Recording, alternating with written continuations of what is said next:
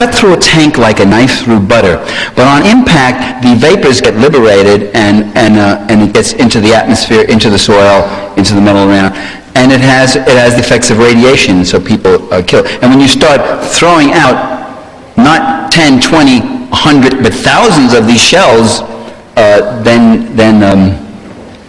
you start contaminating the whole ecological base of the society you're attacking. Do you have any idea how long those effects will last? Yes, the half-life duration of depleted uranium is 4.5 billion years. So it'll be around a while, yeah.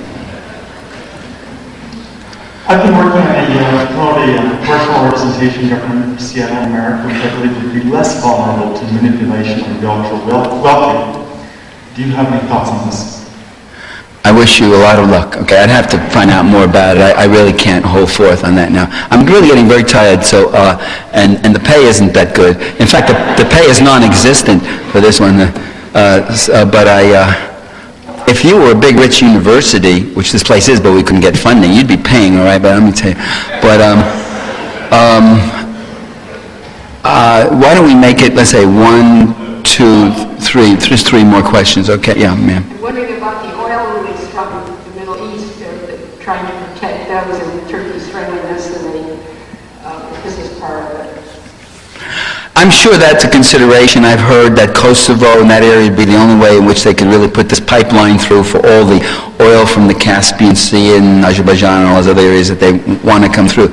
And that may be certainly a consideration. Yeah, there's no doubt they want control over these areas for all sorts of things that they may want to do, which are very profitable, very immediate, and whatever else.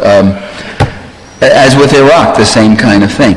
We're moving from neo-imperialism to outright colonialism again. I mean, when you have NATO troops in there occupying directly, you have something that's resembling an earlier form of really direct oppressive control. We are moving. Star Wars, this is part of solving up people in the audience as far as bringing people for war.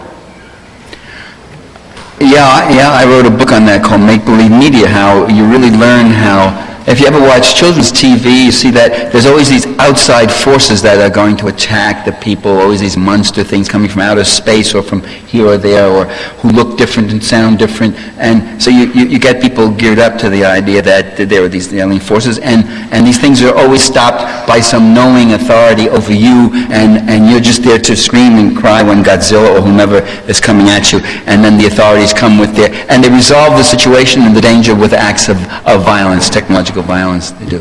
Yeah. Yeah. I have one comment and one question. The comment being that if China didn't want to take up this humanitarian mission to bomb Kosovo in favor of the Albanians, and that consequently accidentally bombed the U.S. Embassy, I think we'd be able to bring the world to war right now. And my question is, there was a report last week in the Seattle-based Intelligencer quoting a Serb source saying that there have been, in their opinion, are proof that there have been media manipulation at the beginning of the campaign about the number of Albanian refugees that have been dislodged by the bombing, and that it actually got almost a Hollywood production. Yeah, I'm sorry to mention that. The number of Albanian refugees expelled is they're claiming 700,000. It's interesting, 600,000 expelled of Serbs from Croatia, so they got to top that number. Where are they? Macedonia has not taken 700,000 refugees. I'm sorry. I don't know where they are. The U.S. has taken 2,000. 10,000 have gone to Germany, I think. The actual numbers seem much smaller than this talk about all the thousands. 100,000 young men have been slaughtered. That's baloney. The German Foreign Office has made it clear that, in fact, the charges of genocide in Kosovo have no basis in that. The German Foreign Office telling this to the administrative courts in Bavaria and elsewhere, but of course, to NATO, they go along with the line that, oh yes, there's terrible ethnic cleansing. That's been in the papers. That gets in. It's remarkable what does get in, but it's like one story, you see, whereas all the other drumbeat is the other way.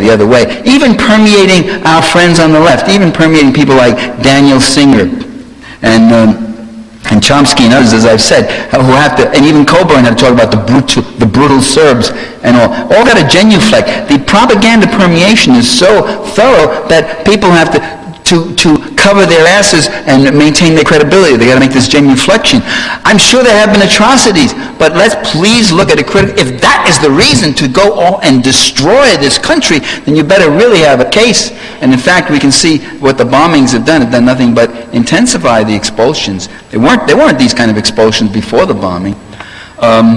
So it's not all clear what the numbers of Albanian refugees. If there are 100,000 of them were killed, the whole Serbian army is only 70,000. The whole Yugoslav army is only 70,000, and only about 30,000 of them in Kosovo. How could they have killed 100,000 men? How could they have done that? And when you look at the pictures of the Kosovo rebels, there are all sorts of young men in the groups. And then I read an article about how the KLA is recruiting and has recruited 20 or 30,000 more Albanians who are now joining the KLA, Albanian men.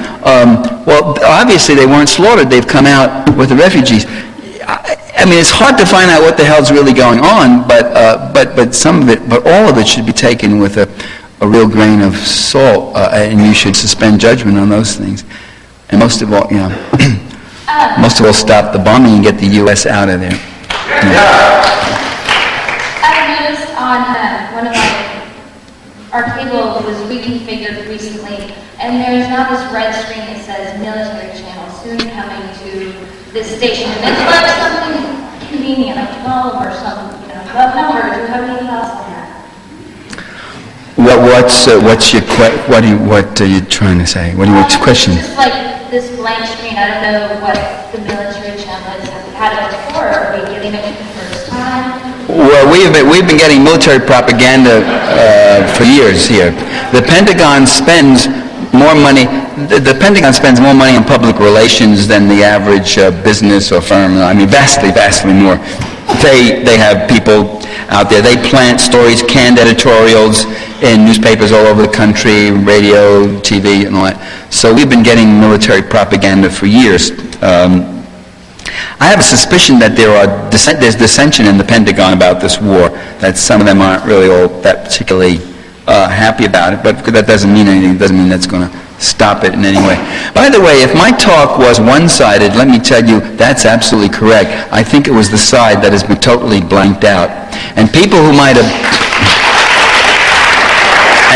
And what I find with some people who say, well, this is one-sided, I say, you've been getting one side for the last 3 months. Did you complain about them?